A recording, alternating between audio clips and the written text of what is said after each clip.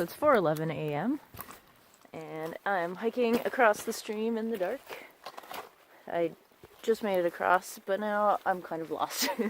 So it's gonna be a great day. I bought everybody air horns, so if we get into some trouble, we can blast the air horns. So we're gonna have an air horn test later today, back at the farm. Yeah, this is our first, well, at least for me, my first, legit Hell Week transect. So I'm hiking straight through the woods to my first point at the top. I think I remember this transect being really nice, though, so here's to hoping.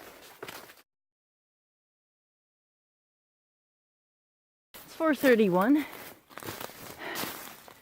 and I'm very tired of doing this. This is not a great transect to hike in the dark. I have gotten stuck in trees, swam through a patch of hobble, and had a ruffed grouse scare the living daylights out of me. I also have no idea where the flags are, so I've just sort of been walking and following my GPS. But I'll make it to the top eventually. Gotta stay positive, guys. Stay positive. I'm just really hoping that nobody heard my yell when the ruffed grouse shot out of the bushes. I don't know. I hope it didn't carry too far.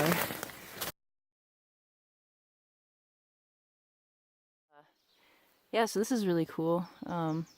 There's an opening right along the transect, and there's a little beaver pond right in the middle, and you can see steam rising up from the water. It's really pretty. There's some nice birds around here too. Some Canada warblers, winter wren. Nothing super exciting, but it's kind of a nice change. Well, I made it to the top. I am 17 minutes late. I officially ate this transect.